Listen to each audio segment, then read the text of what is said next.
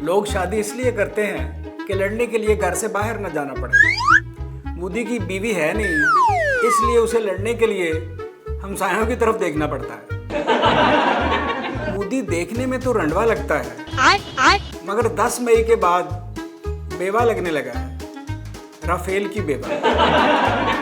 मोदी की बड़ी ख्वाहिश थी कि उसके पास राफेल जेट हों, अब उसके पास राफेल हैं और चलाने के लिए पाकिस्तानी चाहिए। राफेल के फेल होने के बाद उसका नया लफ्ज़ आया है, राफाल। जंग में इतने उनके जहाज नहीं चले जितने हमारे मीम चले। मोदी ने जंग मैदान में नहीं, अपने मीडिया में लड़ी। उनका मीडिया देखकर लगता था जंग नहीं, फिल्म लॉन्च हो रही है। और इंडिया की मीडिया कवरेज देखें तो वो एक बॉलीवुड की फिल्म ही लगती है, बगैर डांस और गानों के। वहाँ का मीडिया जंग लॉन्च कर रहा था और उनकी आर्मी ये सोच रही थी कि इस बार चाय ही मिलेगी या समोसे भी मिलेंगे। The tea is fantastic. The tea is fantastic. Modi को मीडिया में रहना आता है, बस वहाँ के मीडिया को मीडिया में रहना नहीं आता। बात तो सही है। उनका अर्नाब गोस्वामी चाय की वो केतली है जिसे हर वक्त उबाल आता रहता है, सिर्फ उस वक्त नहीं आता जब नीचे आग जली हो। मोदी का नारा है अच्छे दिन आएंगे, इसीलिए वहाँ रातों को लोग सड़कों पर भूखे सोते हैं, क्योंकि मोदी ने अच्छी रातें आएंगी का वादा नहीं किया। गजब बेइज्जती है। मोदी लोकल चीज़ों के इस्तेमाल पर इतना जोर देता है कि अस्पताल के विजिट पर गया, डॉक्टर से पूछा क्या कर रहे हो? बोला लोकल एनेस्थीसिया दे रहा हूँ।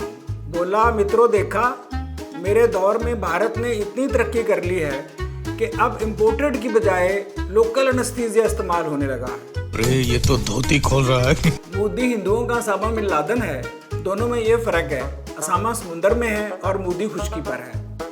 ओसामा दूसरे मुल्कों पर हमले करवाता और जिम्मेदारी लेता, ये अपने ही मुल्क पर हमले करवाता है और जिम्मेदारी पाकिस्तान पर डालता है। किसी ने कहा है भारत में तो कोई खूबसूरत बच्चा पैदा हो जाए तो मोदी पाकिस्तान पर इल्जाम लगा देता है। मुझे अपने घर जाना है। मोदी और औरत को समझना इतना मुश्किल नहीं जितना समझाना। वो इलेक्शन जीतने के लिए किसी को भी मार सकता है, यहाँ तक कि खुद को भी मार सकता है। अम्मा बहन पे आ जाऊंगा मैं इनकी अम्मा। उसकी फैशन सेंस इतनी बुरी है कि लगता है उसे इंडिया में बेस्ट फैशन आइकन का अवार्ड ही ना मिल जाए। पढ़े लिखे लोगों को खुद को जाहिल साबित करने के लिए बोलना पड़ता है। अच्छा। मोदी को इसके लिए बोलना भी नहीं पड़ता। वो कहता है मेरी रगों में संदूर दौड़ रहा है।